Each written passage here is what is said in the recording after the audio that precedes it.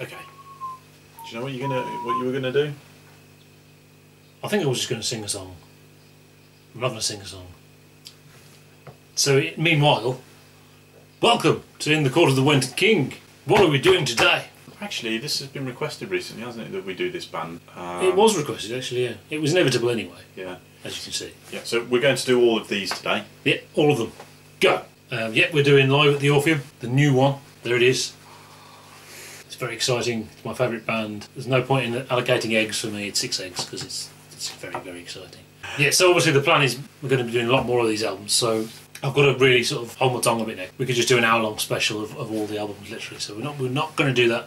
Stop now. What we're talking about is this wonderful artefact here, new lineup, 7-piece lineup, and it's an interesting lineup because it's kind of, for the first time, the retro Crimson. For the first time, in that they're playing all the old songs.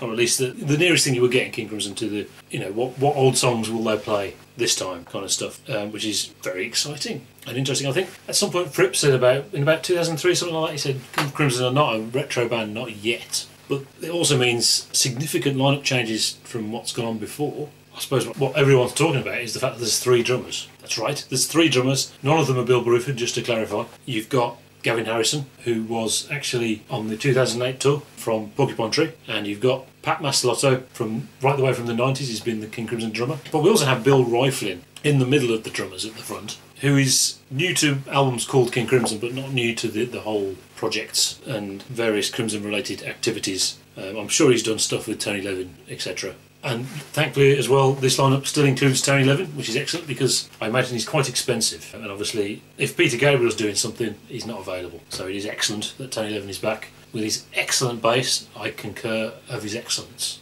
The biggest change of all is we've got a new singer and guitarist. It is no longer Adrian Belew. From right the way from Discipline onwards, Adrian Belew was the singer in King Crimson. So that's a major change. It's not anything anyone would have foreseen. So the new guy is Jacko Jasvik. He's not really new, in a sense, because he's on this project here, which was excellent. But he was also in the 21st Century Schizoid band, which was, from about 15 years ago, kind of a King Crimson tribute band, but with old members of King Crimson. So they were doing retro Crimson whilst King Crimson were doing new King Crimson. And I think he's really good. Obviously, the fact that Adrian Belew isn't on there, it would be surprising to some, maybe. And obviously, he's excellent and a major part of the history of the band. Major part. So it's a big deal. But I really like this guy's voice. I think he's a great voice. It suits the older stuff great. Interestingly, they don't play any of the Belew vocal stuff. They play Belew tracks, but he doesn't sing any of the songs, and I don't know if they made a conscious decision to do that. Maybe he doesn't have that kind of voice. He's perfectly suited, particularly to the Islands stuff, I think. But he also does brilliantly on the John Wenton stuff and on the Greg Lake stuff. You know, he's not too bombastic about it, which is excellent. But maybe he doesn't quite have the range of Belew, so that's cool. The other big thing is the return of Mel Collins, who was also on this album as well, so it's not all that surprising. But he hasn't been in the band since 1972, which means the return of saxophone for the first time since 1972, which is very surprising, and I think ace. However, one of the big things I think is interesting about this is you are a confirmed saxophobic, and I want to know what you thought. Am I confirmed saxophobic? See, Mel Collins, he's slightly different. No, he was alright. I quite liked it. Good. Okay. Mel Collins was a guy who did... Camel. He joined Camel. Ah, that was it, I knew. And Roger Waters in the 80s, actually. Who was the flautist with Stephen Wilson? Because it was a bit of flute somewhere along the line. I thought, that sounds a bit like Stephen Wilson. Or Stephen Wilson... It sounds a bit like him. Yeah, because he'd been on purpose. Yeah, I mean, Steve Wilson had been remastering these albums before he did that album, so it's not hugely surprising.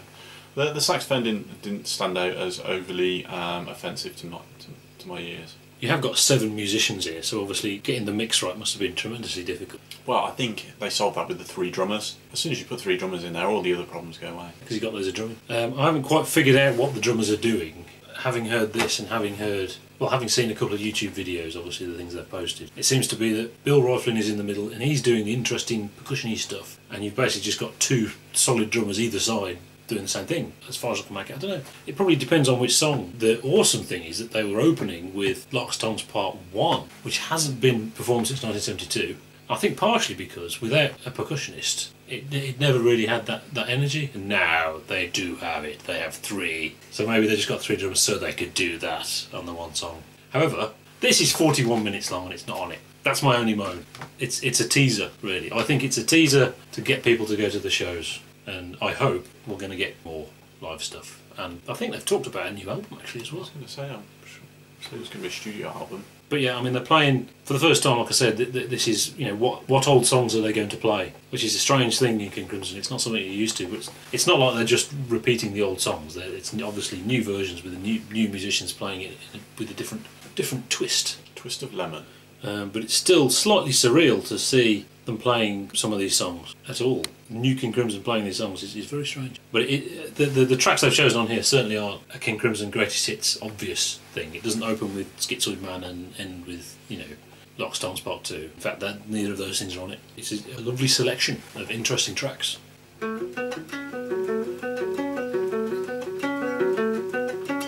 Frame by frame. So track 1 is Walk On Morph Chamber Music. I believe the Walk On means it's their intro tape. I don't think there's anything live going on here. The Walk On things tend to mean it's their intro tape. Obviously in the 70s for many years was No Pussyfooting for Frippino, and this is cool. And there's little clips of the Islands outtakes of Fripp explaining to the orchestra what to play for that little orchestral bit, and there's some cool little bits and pieces of band stuff, some excellent Levin-y stick stuff, some cool flute, etc. It's a bit of live stuff, lets you know you're in a live album. The crowd clap away, and there's lots of sounds of instruments tuning up as if to say, look, this is the kind of on par we're with here, this is King Crimson now. This is sort of like high art. Yes, high art, obviously. It's art. Yeah. Art.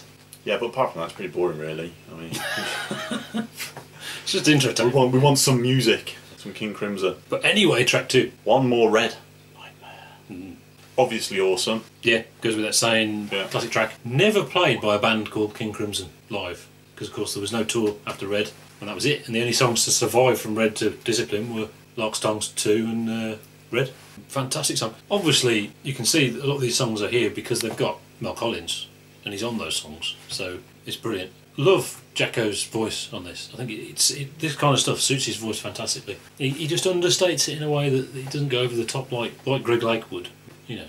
It's one of the interesting things with King Crimson that, you know, that they have a band change, and yet you can sense the continuity. It sounds like King Crimson. It's strange, isn't it? Yeah. Mind you, a lot of the band members have been involved before, I suppose. Yeah, I mean, it's the first time really. You've got people coming back from so long ago, and you know. Okay, track 3, Banshee Legs Bell Hassle. This is a percussion track, very cool. Very Locks Tongs stuff. Obviously it's the percussion thing, isn't it? Because that's what that album's got, and a lot of the other stuff doesn't, due to Jamie Muir. I suppose if you're paying 3 drummers to play, you know, you may as well live it up a little bit. A bit of nice drumming. Bit of nice drumming. Yeah, lovely. Lovely bit of drumming.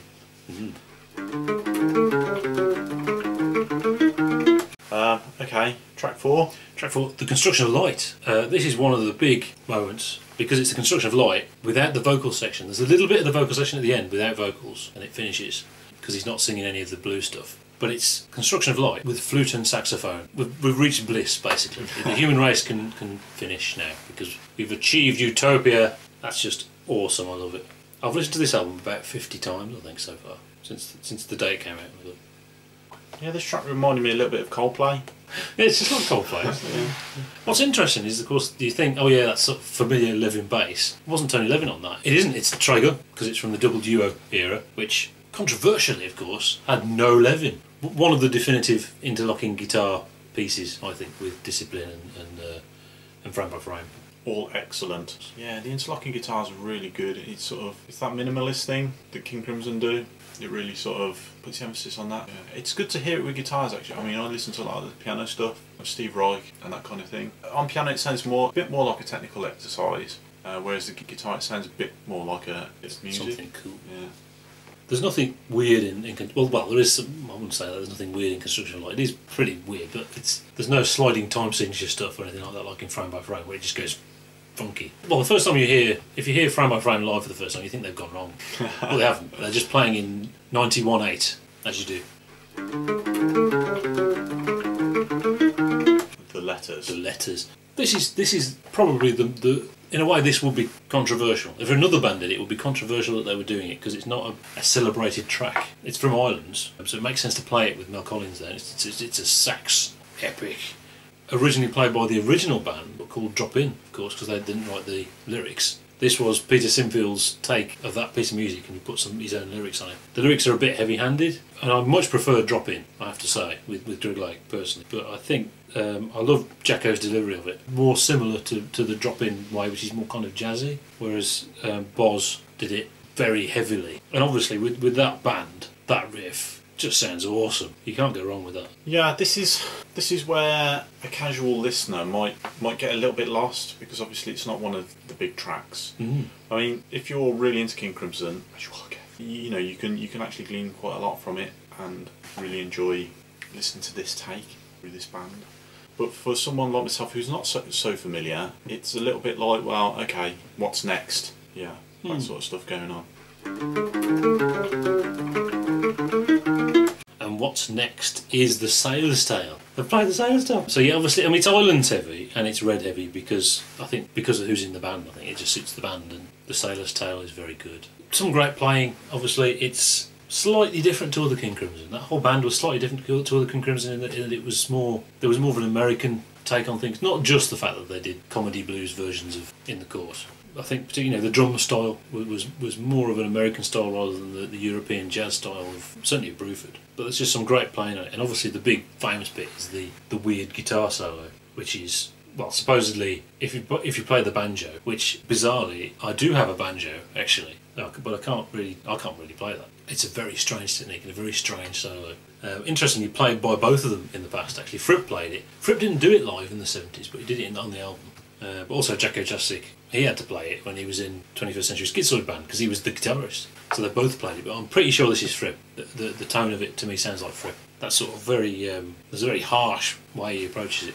Yeah, I mean, the thing that strikes me is how dirty the guitars sound actually. See, I know a lot of the Fripp playing, it's very close to his 70s sound, and he doesn't really sound like that anymore, which is really interesting. I wonder if either he's taken time to get the sound right, like he used to play. I don't think so. I'm wondering if maybe they're actually patches of his MIDI guitar, maybe actually of himself. Yeah, could be. It could well be. But yeah, obviously a very big track of the album. Is this the whole set? No, nowhere near. Say, it's 41 minutes.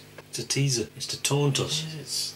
But they've often done that. It's kind of like an EP. They do an EP. Usually they do an EP teaser of an album, and there's a couple of these in the OOs.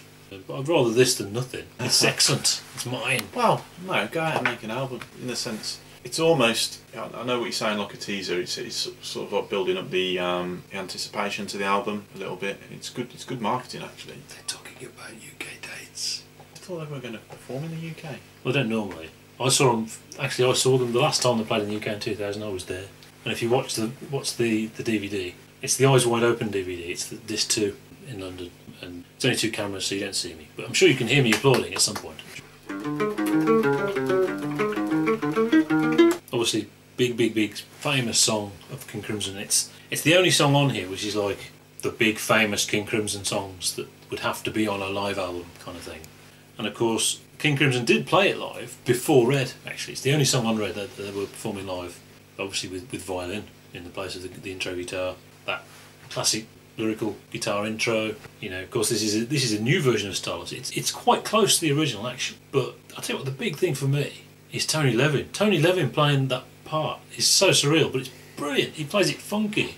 It doesn't go dun dun dun dun dun dun dun dun dun dun. You know, he plays it funky. It's great. It's probably the best version of Starless. Brilliant. And again, his voice is perfectly suited. Mel Collins plays the little bit at the end, which apparently Fripp used to get stressed about because the drummer wasn't in time. Because Bill Bruford doesn't play in time.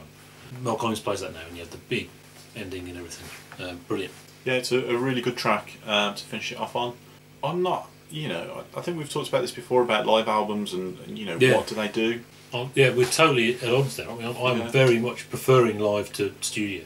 You're the other way around. Yeah, I think this is slightly different though. I think you sort of this is a teaser to maybe a forthcoming studio album, hopefully. Yeah.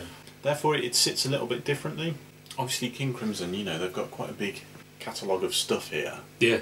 How big would that pile be without the live stuff? I think is it 13 studio albums? I think 13 studio albums and a couple of other bits and pieces of studio stuff. Quite a big collection of albums, isn't it? 13. I mean, they've been going a long time. Back to the track. Yeah, the fact that this does feel a little bit like a teaser. This is an excellent track to finish on, because you would listen to this having never really been into King Crimson, you'd think, I want to hear more of this. And for the first time, you're going to delve into the back catalogue a bit. That's right, yeah.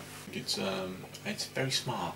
Obviously, it's infuriating. It's only 41 minutes. I need more. But obviously, I'm sure they've chosen the best bits for this. Make something that's perfect. Really, there's nothing wrong with it other than I want more of it. So yeah, I mean, overall, it's a good album. It's a welcome release. It's fresh off the press. So yeah, King Crimson live at the Orpheum. 6 eggs. I'm not going to give it an egg rating. It's kind of meaningless. Therefore, it gets 6 eggs. So yeah, good stuff. Go and give it a listen if you can. If you can't, don't worry about it too much. Like, there's the rest of your life yet. No, you should listen to it. You have to. And then when you've listened to it, we'll see you next time. But you're not allowed to watch the next video until you listen to this album. So we'll see you next time. What we're reviewing next time, Kev? Brain cell surgery. No! Illuminati. Illuminati. Illuminati.